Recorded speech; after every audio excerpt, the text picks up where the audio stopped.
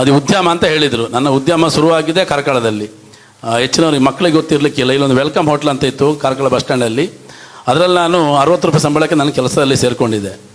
ನಾನು ಯಾವಾಗ ಸೇರಿಕೊಂಡೆ ಅಂತ ಕೇಳಿದ್ರೆ 9ನೇ ತರಗತಿಯ ವಿದ್ಯಾರ್ಥಿ ಇರುವಾಗ 2 ತಿಂಗಳು ರಜೆ ಸಿಗುವಾಗ ಪಾಕೆಟ್ ಮನಿ ಅಂತ ಈಗ ಹೇಳ್ತೀರಿ, ಅದು ಪಾಕೆಟ್ ಮನಿ ಅಲ್ಲ, ನಮಗೆ ವಿದ್ಯಾಭ್ಯಾಸಕ್ಕೆ ಬೇಕಾದಂಥ ಉಪಯೋಗ ದೃಷ್ಟಿಯಿಂದ ನಾನು ಆ ಕೆಲಸವನ್ನು ಮಾಡ್ತಾಯಿದ್ದೆ.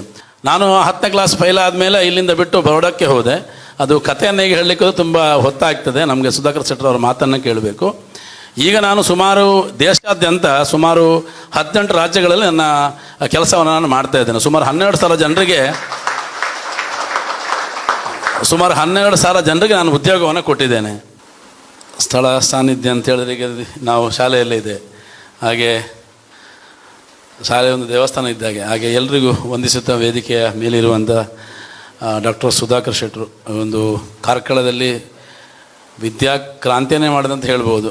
ನಮ್ಮ ರಾಜ್ಯದಲ್ಲಿ ಒಂದು ಡಾಕ್ಟರ್ ಸಂಖ್ಯೆಯನ್ನು ಅತಿ ಹೆಚ್ಚಿನ ಸಂಖ್ಯೆಯನ್ನು ಕೊಡುವಂಥ ವಿದ್ಯಾಸಂಸ್ಥೆ ಇದ್ದರೆ ಅದು ನಮ್ಮ ಜ್ಞಾನಸುಧ ಕಾರ್ಕಳದ ಗಣಿತನಾಗಿರುವಂಥ ಸಂಸ್ಥೆ ಅಂತ ಹೇಳಲಿಕ್ಕೆ ತುಂಬ ಹೆಮ್ಮೆಯೇ ಪಡ್ತೇನೆ.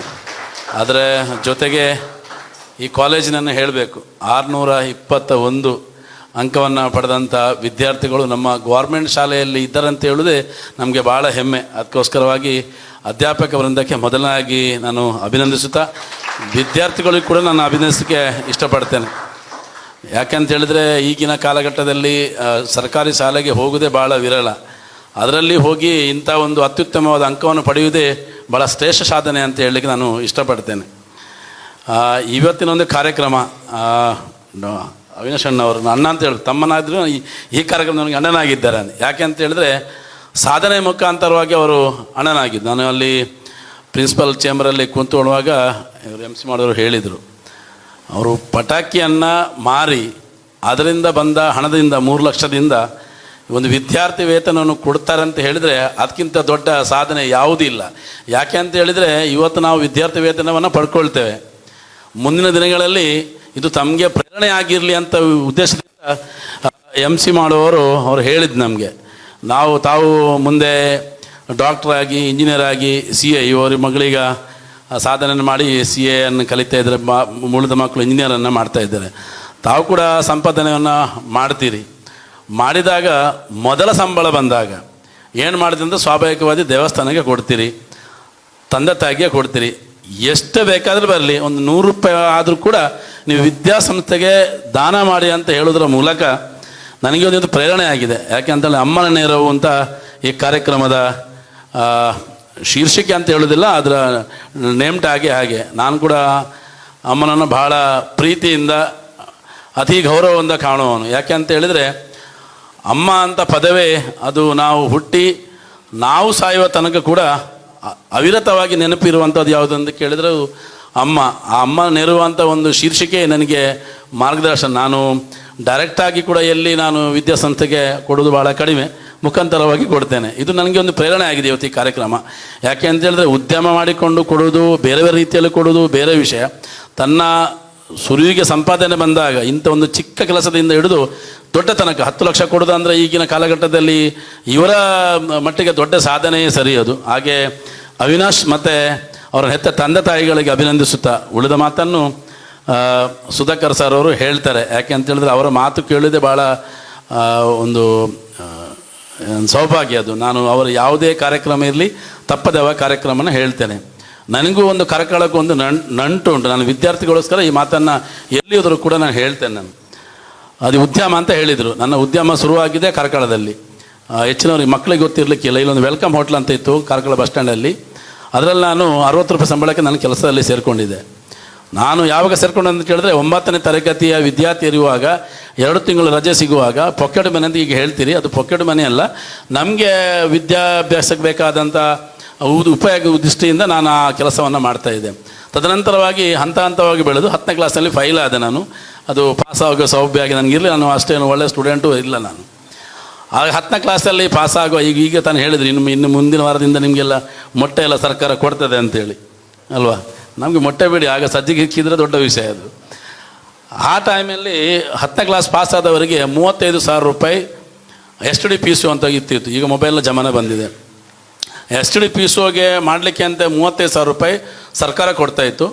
ಅದರಲ್ಲಿ 15,000 ನಾವು ತುಂಬಿಸಬೇಕು, ಉಳಿದ 20,000ವನ್ನು ಆ ಗೌರ್ಮೆಂಟ್ ಸಬ್ಸಿಡಿ ರೂಪದಲ್ಲಿ 10ನೇ ಕ್ಲಾಸ್ ಯಾರು ಪಾಸ್ ಮಾಡಿದ್ದಾರೆ ಅವರಿಗೆ ಸ್ವಉದ್ಯೋಗ ಮಾಡಲಿಕ್ಕೆ ಅಂತ ಆ ಟೈಮಲ್ಲಿ ಕೊಡ್ತಾಯಿತ್ತು. ಹಾಗಾಗಿ ನಾನು ಪ್ರಯತ್ನ ಪಡ್ತಾಯಿದ್ದೆ, ನನಗೆ ಹೇಗಾದರೂ ಮಾಡಿ ಒಂದು STD PSOನ ಓಪನ್ ಮಾಡಬೇಕು, 15,000 ಹೇಗಾದರೂ ಮಾಡ್ಬೋದು ಅಂತೇಳಿ. ಅದು ಮಾಡ್ತಾ 5 ಸಲ ನಾನು SLC ಎಕ್ಸಾಮನ್ನು ಬರೆದೆ. ಅದರಲ್ಲಿ ಸೋಷಲ್ ಸ್ಟಡೀಸ್ ಸ್ವಲ್ಪ ಜಾಸ್ತಿ ಬರೆದೆ. ನಾನು ಫೈಲಾಗಿದ್ದು ಅಂತ ಯಾವುದಾದ್ರು ಕೇಳಿದರೆ ಇಂಗ್ಲೀಷು, ಮ್ಯಾಥ್ಸ್ ಮತ್ತು ಸೋಷಲ್ ಸ್ಟಡೀಸ್ ಎರಡು ಹೇಗಾದರೂ ಪಾಸ್ ಆಯಿತು. ಸಮಾಜದಲ್ಲಿ ಅದನ್ನು 5 ಸಲ ಬರೆದಾದ್ಮೇಲೆ ಹೇಗೆ ಪಾಸ್ ನನಗೆ ಗೊತ್ತಿಲ್ಲ, ಫೈನಲ್ ಆಗಿ ಅದು ಪಾಸ್ ಆಯಿತು. ಇದು ಈ ಮಾತನ್ನು ಯಾಕೆ ಹೇಳ್ತಿದ್ದೀನಿ ಅಂತ ಹೇಳಿದರೆ, ವಿದ್ಯೆಯಿಂದ ನಮಗೇನಾದರೂ ಪರ್ಸೆಂಟೇಜ್ ಕಮ್ಮಿ ಬಂದರೆ, ಇವತ್ತು ವಿದ್ಯಾರ್ಥಿ ವೇತನದ ಸಬ್ಜೆಕ್ಟು ಅದು ಬೇರೆ, ಆದರೆ ಯಾರಿಗಾದರೂ ಮಾರ್ಕ್ ಕಡಿಮೆ ಬಂದರೆ ಎಲ್ಲವೂ ಕೂಡ ಮಾರ್ಕ್ನಿಂದ ಅಥವಾ ವಿದ್ಯೆಯ ಸಾಧನೆಯೇ ದೊಡ್ಡದಂತ ಹೇಳಲಿಕ್ಕೆ ಬರೋದಿಲ್ಲ. ತುಂಬ ರೀತಿಯಾದಂಥ ಬೇರೆ ಬೇರೆ ವ್ಯವಸ್ಥೆಗಳು ನಮ್ಮ ಇದರಲ್ಲಿ ಇದ್ದಾವೆ. ಈಗ ನಾನು 10ನೇ ಕ್ಲಾಸ್ ಫೈಲ್ ಆದಮೇಲೆ ಇಲ್ಲಿಂದ ಬಿಟ್ಟು ಬರೋಡಕ್ಕೆ ಹೋದೆ. ಅದು ಕಥೆಯನ್ನು ಹೇಗೆ ಹೇಳಲಿಕ್ಕೆ ತುಂಬ ಹೊತ್ತಾಗ್ತದೆ, ನಮಗೆ ಸುಧಾಕರ್ ಶೆಟ್ಟರ್ ಅವರ ಮಾತನ್ನು ಕೇಳಬೇಕು. ಈಗ ನಾನು ಸುಮಾರು ದೇಶಾದ್ಯಂತ ಸುಮಾರು 18 ರಾಜ್ಯಗಳಲ್ಲಿ ನನ್ನ ಕೆಲಸವನ್ನು ನಾನು ಮಾಡ್ತಾ ಇದ್ದೇನೆ. ಸುಮಾರು 12,000 ಜನರಿಗೆ ನಾನು ಉದ್ಯೋಗವನ್ನು ಕೊಟ್ಟಿದ್ದೇನೆ. ಉದ್ಯೋಗ ನನಗೂ ಬೇಕು, ಉದ್ಯೋಗ ಮಾಡೋವರೆಗೂ ಬೇಕಾಗ್ತದೆ. ಇದು ಈ ಮಾತನ್ನು ಯಾಕೆ ಹೇಳ್ತಾನೆ ಅಂತ ಹೇಳಿದರೆ, ಈಗ 624 ಆದರೂ ಕೂಡ ಹುಡುಗನಿಗೆ ಒಳ್ಳೆಯ ಕಾಲೇಜಲ್ಲಿ ಸೀಟ್ ಸಿಗ್ತದೆ ಅಂತ ಹೇಳಲಿಕ್ಕೆ ಸಾಧ್ಯ ಇಲ್ಲ.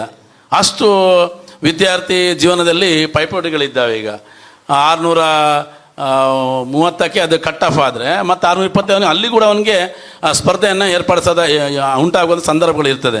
ಹಾಗೆ ಅಂತ ಏನಿಲ್ಲ, ನಮ್ಮ ವಿದ್ಯಾರ್ಥಿ ಜೀವನ ಮುಗಿದ ಮೇಲೆ ಬೇಕಾದಷ್ಟು ಕೆಲಸಗಳು, ಬೇರೆ ಬೇರೆ ಲೈನ್ಗಳು, ಸ್ವಉದ್ಯೋಗಗಳು ತುಂಬ ಇರ್ತವೆ. ತಾವು ಅತ್ತ ಕೂಡ ಗಮನವನ್ನು ಕೊಡ್ಬೋದು. ಎಲ್ಲಿಯಾದರೂ ಮಾರ್ಕ್ ಕಡಿಮೆಯಾಗಿ ನಮ್ಮ ತಂದೆ ತಾಯಿಗೆ ನೋವು ಆಗ್ಬೋದಂಥ ದೃಷ್ಟಿಯಿಂದ ಯಾವುದೇ ಒಂದು ಬೇರೆ ಉದ್ದೇಶವನ್ನು ಪಡ್ಕೊಳ್ಬಾರ್ದು. ಈಗ ನೀವು 100 ಜನರ ಈಗಿನ ಕಾಲಘಟ್ಟದಲ್ಲ, ನಮ್ಮ ಟೈಮಲ್ಲಿ ಭಾರತ ದೇಶದಲ್ಲಿ 100 ಜನ ಸಾಧನೆಯನ್ನು ಮಾಡಿದವರನ್ನು ತೆಗೆದುಕೊಂಡ್ರೆ ಅವರು ಎಲ್ಲರೂ ಕೂಡ 100ಕ್ಕೆ 100% ಜನಗಳು ಕೂಡ ಗೌರ್ಮೆಂಟ್ ಶಾಲೆಯಲ್ಲೇ ಓದಿದವರು. ಅವರು ಕೂಡ ಗೌರ್ಮೆಂಟ್ ಶಾಲೆಗೆ ಓದಿ ದೊಡ್ಡ ಸಾಧನೆಯನ್ನು ಮಾಡಿದ್ದಾರೆ. ಹಾಗಾಗಿ ನಾವು ಎಲ್ಲಿಯಾದರೂ ಅಪ್ಪಿತಪ್ಪಿ ಕೂಡ ಏನಾದರೂ ಮಾರ್ಕ್ ಕಡಿಮೆ ಬಂದರೆ ನಮ್ಮ ಜೀವನದಲ್ಲಿ ತುಂಬ ಇಂಥ ಅವಕಾಶಗಳು ಸಿಗ್ತದೆ ಸಾಧನೆಯನ್ನು ಮಾಡುವಂಥದ್ದು. ಸಾಧನೆ ಮಾಡುವುದಕ್ಕೆ ವಿದ್ಯಾರ್ಚನೆ ಒಂದು ಮುಖ್ಯ ಭಾಗ ಅಂತ ಹೇಳೋದಿಲ್ಲ. ಆತ್ಮಸ್ಥೈರ್ಯ ಅದು ಭಾಳ ದೊಡ್ಡದು. ನಿಮಗೆ ಹೇಗೆ ಬೇಕಾದ ತಮ್ಮ ಜೀವನ ನಡೆಸ್ಕೊಂಡು ಹೋಗುವಂಥ ಅವಕಾಶಗಳು ಸಿಗ್ತದೆ. ಅದಕ್ಕೆ ನಮಗೆ ಆತ್ಮಸ್ಥೈರ್ಯ ಬೇಕು. ಈ ಒಂದು ಒಳ್ಳೆಯ ಕಾರ್ಯಕ್ರಮಕ್ಕೆ ನಾನು ಕರೆದಿದ್ದೀರಿ. ಭಾಳ ಒಳ್ಳೆಯ ಕಾಲೇಜಲ್ಲಿ ಇವತ್ತು ಈ ಕಾರ್ಯಕ್ರಮ ಆಗ್ತಾಯಿದೆ. ನನಗೆ ಭಾಳ ಸಂತೋಷ ಆಯಿತು. 621 ಮಾರ್ಕ್ ಒಂದು ಗೌರ್ಮೆಂಟ್ ಶಾಲೆಯಲ್ಲಿ ಈಗಿನ ಕಾಲಘಟ್ಟದಲ್ಲಿ ಬರೋದು ಅಂತ ಹೇಳಿದ್ರೆ ಒಳ್ಳೆಯ ಉದ್ದೇಶ. ಮಗದೊಮ್ಮೆ ಅಧ್ಯಾಪಕ ವೃಂದಕ್ಕೆ ಅಭಿನಂದಿಸುತ್ತಾ ಈ ಕಾರ್ಯಕ್ರಮ ಆಯೋಜಿಸಿದಂಥ ಅವಿನಾಶ್ ಶೆಟ್ಟರು ಅವರಿಗೆ ಹೇಗೆ ಇರಬೇಕಂತ ಕೇಳಿದರೆ, ಭೂಮಿಯ ಮೇಲದ್ದನ್ನು ಎಲ್ಲ ಪಡ್ಕೊಳ್ಳೋ ಶಕ್ತಿ ದೇವರವರಿಗೆ ಕೊಡಬೇಕು. ನಾವು ಪ್ರಾರ್ಥನೆ ಅಂತೇಳಿ ಭೂಮಿ ಅಡಿಯಲ್ಲಿದ್ದರೂ ಕೂಡ ಇಂಥವರಿಗೆ ಲಭ್ಯ ಆಗಬೇಕು. ಯಾಕೆ ಅಂತ ಹೇಳಿದ್ರೆ ಇಂಥವರಿಂದ ಇನ್ನಷ್ಟು ವಿದ್ಯಾರ್ಥಿಗಳಿಗೆ ಸಾಧನೆ ಮಾಡಲಿಕ್ಕೆ ಈ ಚಿಕ್ಕ ಹಣ ಕೂಡ ಒಂದು ಪ್ರೋತ್ಸಾಹ ಆಗ್ತಂತ ಹೇಳುತ್ತಾ, ನಮಗೆಲ್ಲರಿಗೂ ಈ ಕಾರ್ಯಕ್ರಮ ಮಾರ್ಗದರ್ಶನವಾಗಿರಲಿ. ತಾವು ಕೂಡ ತಮ್ಮ ಜೀವನದಲ್ಲಿ ಒಳ್ಳೆಯ ಅವಕಾಶಗಳು ಪಡೆದುಕೊಂಡು ಇಂಥ ಒಂದು ಸಮಾಜಮುಖಿಯಾದ ಕಾರ್ಯಕ್ರಮವನ್ನು ತೊಡಗಿಸ್ಕೊಳ್ಳುತ್ತಾ ಹೇಳುತ್ತಾ ದೇವರಲ್ಲಿ ಇಷ್ಟೇ ಪ್ರಾರ್ಥನೆಯನ್ನು ಮಾಡ್ತೇನೆ. ಇಂಥ ಒಳ್ಳೆ ಕೆಲಸಗಳಿಗೆ ಸೇರಿದಾಗ ದೇವರು ತಥಾಸ್ತು ಅಂತ ಹೇಳ್ತಾರೆ ಅಂತ ಹೇಳಿದ್ದನ್ನು ಕೇಳಿದ್ದೇನೆ. ಅದಕ್ಕೋಸ್ಕರವಾಗಿ ದೇವರಲ್ಲಿ ಪ್ರಾರ್ಥನೆ ಮಾಡುತ್ತೇನೆ. ನನಗೆ ಇನ್ನೊಂದು ಜನ್ಮ ಇದ್ದರೆ ಅದು ತುಳುನಾಡಿನಲ್ಲಿ ಸಿಗಬೇಕು. ಇನ್ನೊಂದು ಜನ್ಮ ಇದ್ದರೆ ನನ್ನ ತಾಯಿಯ ಹೊಟ್ಟೆಯಲ್ಲಿ ಮಗದೊಮ್ಮೆ ಹುಟ್ಟಿ ಬರುವಂತೆ, ತಾವೆಲ್ಲರಿಗೆ ಇನ್ನೊಮ್ಮೆ ಇಂಥ ಒಳ್ಳೆಯ ಕೆಲಸಗಳ ಮಗದೊಮ್ಮೆ ಸಿಗುವಂತೆ ದೇವರು ಆಶೀರ್ವಾದ ಮಾಡಲಿ ಅಂತ ಹೇಳುತ್ತಾ ಎಲ್ರಿಗೂ ಹೊಂದುತ್ತೇನೆ. ಜೈ ಶ್ರೀರಾಮ್.